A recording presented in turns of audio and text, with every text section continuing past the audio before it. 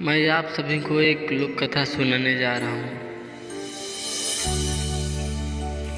जो पूरा का पूरा मुफ्त के चक्कर में अपनी हड्डी पसली तोड़ चुके थे।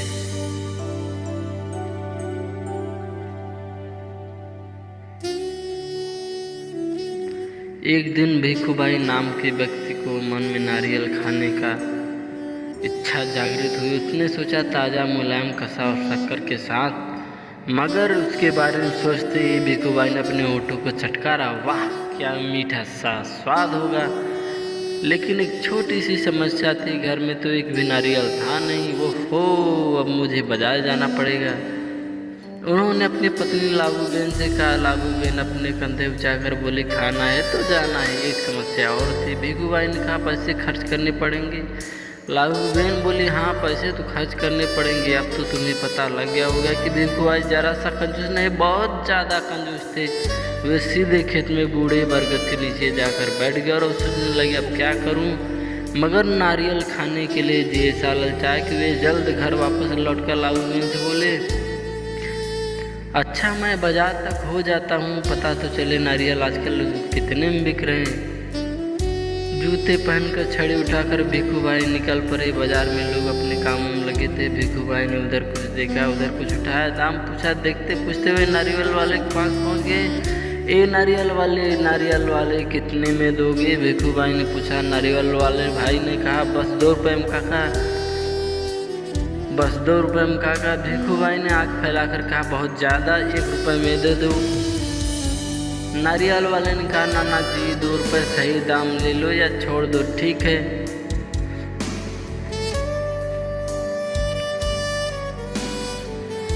भिखूबाई बड़बड़ाए, अच्छा तो बताओ 1 रुपये में कहाँ मिलेगा? नारियल वाले ने कहा, यहाँ से थोड़ी दूर जाओ, मंडी है, वहाँ शायद मिल जाए।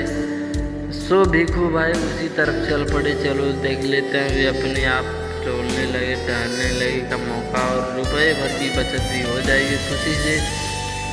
अब घुराते भिखूबाई ने छड़ी को जमीन पर थपथपाया। मंडी में कोलाहट फैला हुआ था। व्यापारियों की ऊंची ऊंची आवाज़ें गूंज रही थी। बटाटा आलू, कांदा प्याज, गाजर, गोभी, बंद गोभी, माथे का पसीना पोंछकर भिखूबाई इधर उधर ताका। नारियल वाले को देखकर पूछा, अरे भाई एक नारियल कितने में दोगे? सिर्फ 1 रुपया काका। नारियल वाले ने जवाब दिया, जो चाहे ले जाओ जल्दी।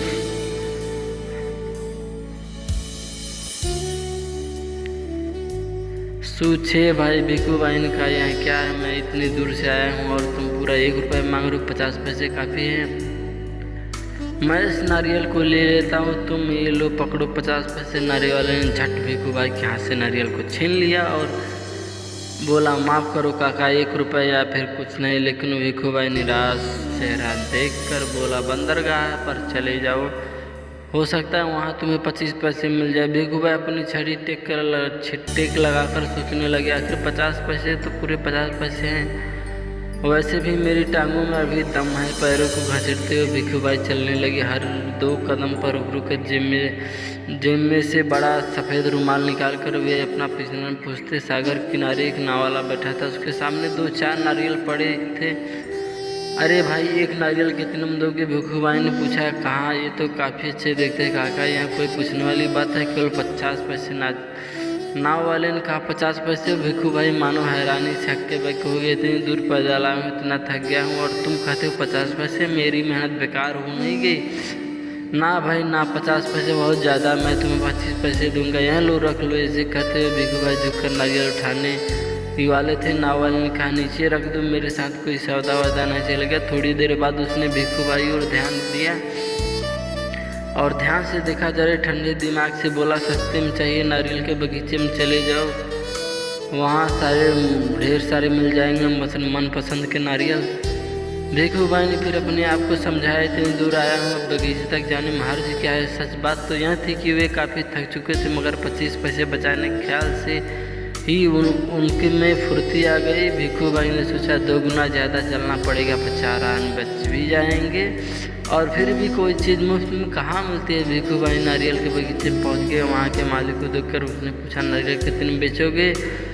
मालिक ने जवाब दिया, जो पसंद आए ले जाओ काका, बस 25 पैसे का एक देख लो कितने बड़े हैं भगवान। 25 पैसे पूरा रास्ता पैदल लाने के बाद जूते घिस थक गए और पैसे भी देने पड़ेंगे। मेरी बात मानो, एक नारियल मैं तुम्हें ही देते हो, देखो मैं कितना थक गया हूँ। भिखू भाई की बात सुनकर मालिक ने कहा, अरे काका मुँह तुम्हें चाहिए ना, यहाँ रहा पेड़ और रहा नारियल, पेड़ पर चढ़ जाओ और चाहो जितना चाहो उतना तोड़ लो, वहाँ नारियल की कोई कमी ना। पैसे तो मेरी मेहनत के से जितना चाहूँ ले लो। भिखू भाई तो खुशी से फूले न समाये, मेरा यहाँ तक आना बेकार नहीं गया। उन्होंने जल्दी जल्दी पेड़ पर चढ़ना शुरू कर दिया। पेड़ पर चढ़ते चढ़ते भिखू भाई ने सोचा, बहुत अच्छे, मेरे तो किस्मत में खुल गई, जितने नारियल चाहे तोड़ ली, वो पैसे भी न दे, क्या बात है। भिखू भाई ऊपर पहुँच गए। फिर वह टहनी और तनी के बीच आराम से बढ़ गया और दोनों हाथों को आगे बढ़ाने लगे। सबसे बड़े नारियल को तोड़ने के लिए वो चक पर फिसल गए। भिखू भाई ने एक कदम से नारियल को पकड़ लिया।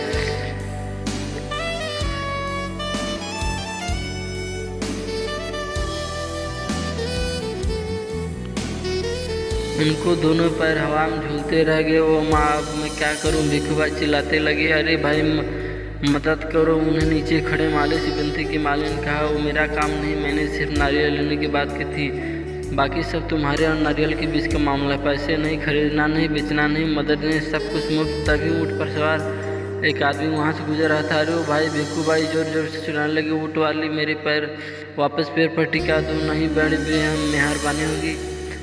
ऊँट वाले ने सोचा, चलो मदद कर देता हूँ, मेरा क्या जाता। ऊँट की पीठ पर खड़े होकर उसने भिखू भाई के पैरों को पकड़ लिया। ठीक उसी समय ऊँट को हरे पत्ते नजर आए। पत्ते खाने के लालच में ऊँट ने गर्दन झुकाई और अपनी जगह से हट गया। बस वहाँ अपनी ऊँट की पीठ से फिसल गया। अपनी जान बचाने के लिए उसने भिखू भाई के पैरों को कस पकड़ लिया। अब दोनों क्या करते, इतने में घुड़सवार आया। अरे संभालो, छो, पेड़ से लटके दोनों पुकारने लगे, सुनो भाई, कोई बचाओ बचाओ। घुड़सवार को देखकर भिखू भाई ने दुहाई दी, ओ मेरे भाई, मुझे पेड़ पर वापस पहुंचा दो, हम 1 मिनट में नहीं लगेगा, मैं घोड़े की पीठ पर चढ़कर की मदद कर देता हूँ। यह सोचकर घुड़सवार घोड़े पर उठ खड़ा हुआ। लेकिन कौन खाता है घोड़ा ऊँट से बेहतर? हरी हरी घास दिखाई देने पर तो दोनों एक जैसे ही। घास के चक्कर में घोड़ा जरा आगे बढ़ा और छोड़ चला अपने मालिक को ऊँट वाले के पैरों से लटकते हुए। 1 2 और अब तीनों के तीनों झूलते रहे नारियल के पेड़ से। काका, कस के पकड़े रहना। हाँ, घुड़सवार ने पसीना पोंछते हुए कहा, जब तक कोई बचाने वाला ना आए कहीं छोड़ न देना, मैं आपको 100 रुपये दूंगा। काका, अब ऊँट वाले की बारी थी, मैं आपको 200 रुपये दूंगा, लेकिन नारियल को छोड़ना नहीं। 100 200 के बाप रे बाप, 300 रुपये। भिखू भाई के सिर चकरा गया। इतना सारा पैसा खुशी से उन्होंने अपने दोनों बाहों में फैलाया और नारियल गया हाथ से छूट। धड़ाम से तीनों जमीन पर गिरे। घुड़सवार, ऊँट वाला, भिखू भाई ने अपने को संभाल ही रहे थे कि एक बहुत बड़ा सा नारियल उनके सिर पर आ लगा, फुट, और कुछ भी नहीं मिला, मुफ्त।